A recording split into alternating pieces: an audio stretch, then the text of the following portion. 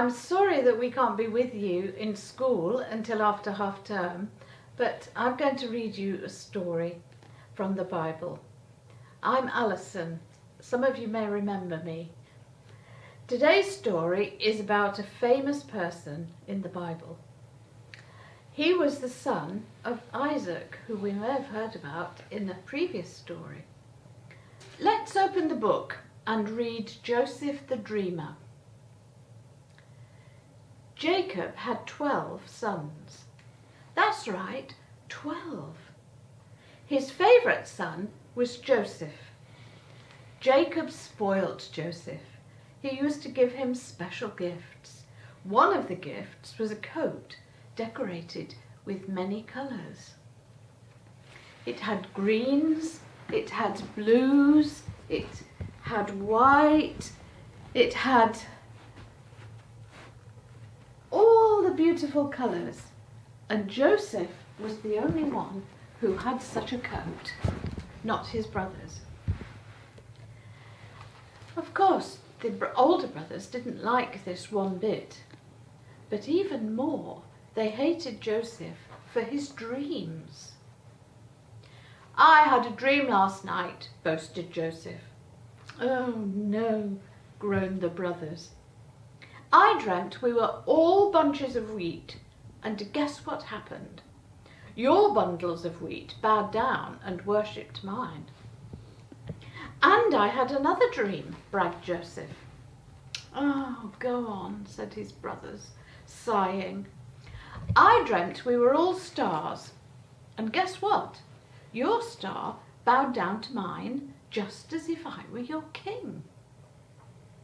Well, as you can imagine, it didn't take long for Joseph's brothers to grow very tired of this.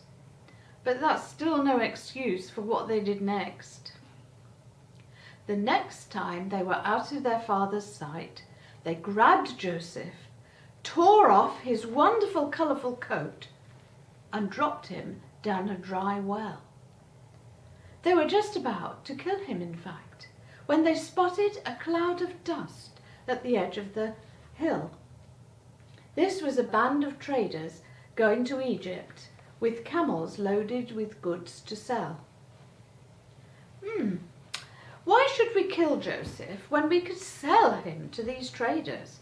Then we would make some money for ourselves. He'll be sold as a slave in Egypt, and his foolish dreams will never come true. 20 pieces of silver. That's how much the traders gave them for Joseph. And when the traders had gone, carrying Joseph with them on the camels, the brothers ripped up his wonderful coat, dipped it in the blood of a goat, and carried it home to show their father. "I'm afraid Joseph is dead," they told Jacob, and they showed him Joseph's coat. Its long sleeves were shredded, and its beautiful colours were smeared with blood. Jacob believed them. He looked at the coat, he saw the blood, and he wept. He wept for his favourite son. He wept because he wouldn't see him again. And poor Joseph, he wept too, as the traders carried him far from home. When the traders took Joseph to Egypt, they sold him to one of the king's own soldiers. He was called Potiphar. He was a kind man, and Joseph worked very hard for him. So hard did he work that Potiphar put Joseph in charge of all his other slaves. Potiphar's wife, however, was evil and cruel. She told lies about Joseph. She had him thrown into prison. Things looked very bad for Joseph. It seemed as if his dreams would never come true now. But God was watching over him.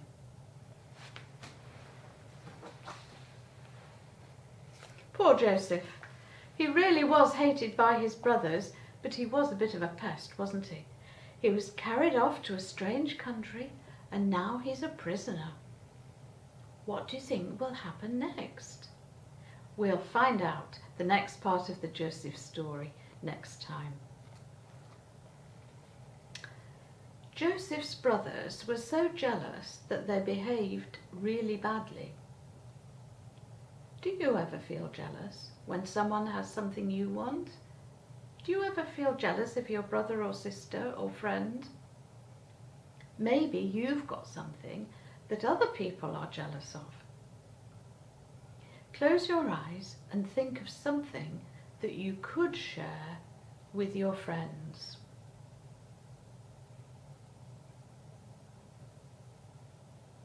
Now, I'm going to say a prayer, and if you want to make it your prayer, say Amen at the end after me. Dear God, sometimes life does seem unfair. Other people get the things we would like to have.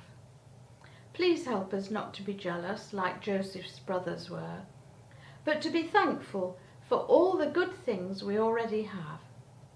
Help us to share those things with our friends, our brothers and our sisters.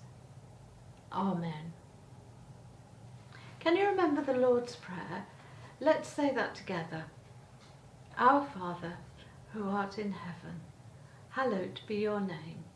Your kingdom come, your will be done, on earth as it is in heaven. Give us this day our daily bread, and forgive us our trespasses, as we forgive other people who trespass against us. Lead us not into temptation, but deliver us from evil. For yours is the kingdom, the power, and the glory, forever and ever. Amen. So next time you'll hear the next part of the story and find out what happened to Joseph after he was in prison. Goodbye.